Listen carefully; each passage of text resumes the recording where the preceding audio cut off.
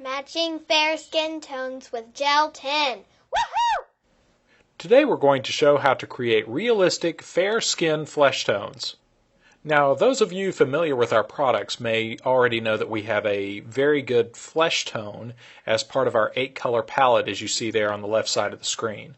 But for the more fair skin individuals out there, it may take a little bit more custom mixing to get a realistic flesh tone achieved.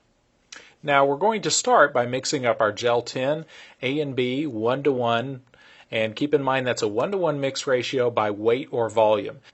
When you're working in small amounts, it's a good idea to use a scale because it minimizes waste and it also ensures a good, proper mix ratio. Now, we're also going to add a little bit of Tin Thicks thickener. We're going to create a wound on my daughter's forehead, so we want to make sure that's thick and we've got a no slump mix that's going to stay put where we want it to. Now, once we've mixed up our gel tin, parts A and B, and thickened it accordingly, we're ready to color it. Now keep in mind the clock is ticking. Since we have A and B mixed together, we have 5 to 6 minutes working time at this point. Now we're going to add a little bit of white pigment and to use that as a base. And it's always easier to add colors to white than to start with any other colors and add white to that. So you want to start with a very small amount of white pigment and then add small amounts of flocking to bring it up to a flesh tone. And this does take some practice, so it's a good idea to experiment on your own arm, the inside of your arm where your skin tone is fairly light to get a good feel for this. Now the two colors of flocking that we've used right here are our flesh-colored flocking as well as our tan flocking. And we're just going to use a little bit of each and a little pinch of the red flocking. You'll find that adding just a little pinch of red flocking just adds a lot of life to your flesh tone there. Now, once we mix that together, you'll see we get a much more realistic flesh tone for fair-skinned people. Now, you notice I also have some yellow flocking standing by there. We're going to match this to my daughter's flesh tone, and I've got that just in case I need to push that over a little bit more towards the yellow side. Now, I'm going to test a small amount of this on her hand just to see if I've got the color about right. Now, it's still a little bit too light. So we're actually going to add a little bit more color to it. We want it to be a little bit darker than that. But keep in mind with silicone, it's always a good idea to be lighter than darker because you never want to add makeup that opaques the color. Otherwise, that kills the translucency and just destroys the entire point of using silicone makeup, which is the translucency. So make sure, if anything, you always want to err on the side of being slightly lighter than the natural skin color because you can always use conventional makeup or Skin Illustrator makeup to darken that a little bit. And there, now you'll see we have a much more accurate flesh tone there. And now ready to do our little forehead wound. And now Rye was kind enough to loan us her forehead for the day since she was out of school for summer. So we're going to create a laceration on her little forehead.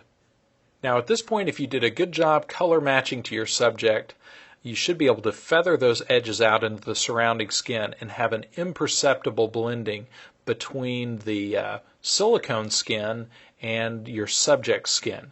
You'll notice there where we feather out those edges, we get just an imperceptible edge. Aside from just the slight shine on the silicone, there's almost no difference there. And this is one of the reasons why it's crucial to practice this process of mixing skin tones intrinsically with your silicone. If this is a very valuable skill because the better you are at this part of the process, the less blending makeup it takes to create a convincing makeup effect. Now I'm going in with a dental spatula to just correct that cut a little bit, just make it look like a nice little gash there on her forehead. And keep in mind when you're working with gel tin, since you have about a 5-minute working time, it's a good idea to first feather out your edges and then focus on the cut that you're going to do. If you neglect those edges, it's impossible to work those out later. So it's a good idea to make sure that you feather out your edges and then focus on detailing your cut. Now, since we have a 5-minute working time, and also we're working on a relatively warm surface of a living little girl's forehead here, keep in mind that that will accelerate the cure. So as soon as your spatula starts to drag a little bit and you can tell that it's starting to set up on you, you want to leave it alone. And now ready to add some makeup. Now we're going to use our effects palette from the Skin Illustrator effects palette here. And we're going to add just a little bit of the dark blood color to the inside of the cut. And the reason for this is we could just put blood in there, but blood by itself won't give us the depth we want. So by adding a little bit of the blood color or even the black, we can give a very nice deep cut effect. Now, one trick you can do here to eliminate the shine on the silicone is take your finger and lightly tap the surface of the silicone after it's set, and you'll find that that eliminates a lot of the shine. And translucent face powder will also work to remove the shine, but in this case we're going to be adding some blood, so it's not going to matter a whole lot. Now we're using the Fleet Street drying blood here, and I'm just going to add a little bit of the dark blood into the cut. And there you have it, a realistic silicone cut that moves with Raya's skin just like a real cut. And Raya is ready for some simulated violence. You smell my unicorn tears.